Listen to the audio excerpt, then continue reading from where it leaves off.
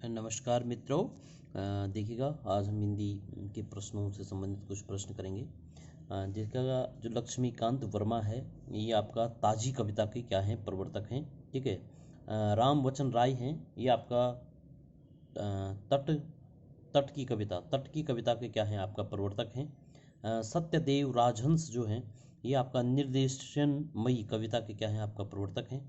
Doctor Ravindra भ्रमर जो हैं, ये आपका सहज कविता के क्या हैं, आपका प्रवर्तक हैं। ये आपको पूछे जाते हैं पेपरों में कि कौन किसका प्रवर्तक है। ठीक है। वट वृक्ष की छाया में किस विधा की रचना है? तो वट वृक्ष की जो छाया है, ये आपका है जीवनी विधा। जीवनी होती है, जीवनी विधा की रचना है। और ये आपका है कुमुदिनी नागर की। आपका कुमुदिनी नागर ने वट वृक्ष की छाया को लिखा है जीवनी, और किसके जीवन को लिखा है? अमृतलाल नागर के जीवन पर आधारित है। ठीक है। अगला, नदियां के पार फिल्म किस उपन्यास पर बनी है? जो नदियां के पार फिल्म बनी है हिंदी में, वो आपका किस पर बनी है?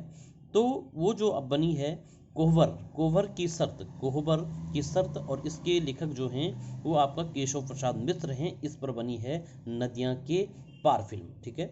अगला देखिएगा, कुछ वो है कहानी। शरणार्थी जो कहानी है मोस्ट इंपॉर्टेंट, ये आपका गे की है। आपका ठुमरी, ये आपका कहानी है रेणु की है।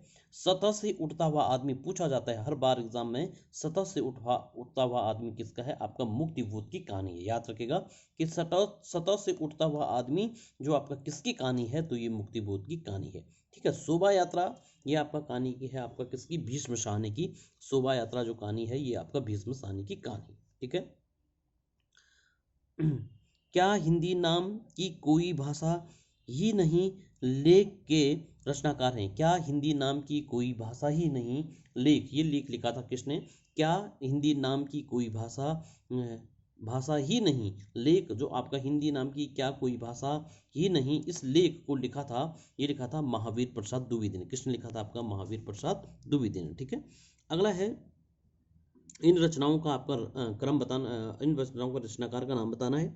लाल पसीना, नदी बहती रही, और एक बीघा प्यार। लाल पसीना होगी, नदी बहती रही, और एक बीघा प्यार। ये रचनाएं जो हैं, ये हैं अभिमन्यु अनंत की। आपका किसकी है? अभिमन्यु अनंत की, जिन्हें मॉरिशस का प्रेमचंद कहा जाता है। पूछा भी जाता है कि मॉरिशस का प्रेमचंद किसे कहा जाता है? तो आपका किसको कहा जाता है? अभिमन्यु अनंत को कहा जाता है। और इनकी जो रचना है, लाल पसीना हो गया, नदी बहती रही, और एक बीघा जमीन। ठीक है।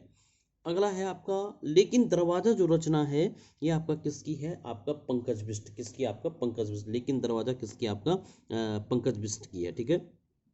अगला, स्त्रीत्व का मानचित्र किसकी रचना है? स्त्रीत्व का जो मानचित्र है, ये आपका किसकी है? तो ये अनामिका की है। किसकी? आपका अनामिका की रचना है स्त्रीत्व का मानचित्र। ठीक है।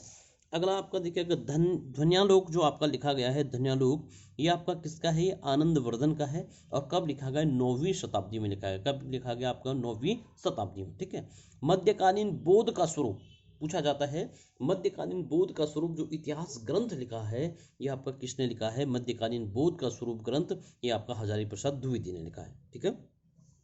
एक पतंग अनंत में, ये आपका किसका है? अशोक वाजपेयी का है। किसका? आपका अशोक वाजपेयी का। यहां से देखो, ये आपका केदार सिंह का है।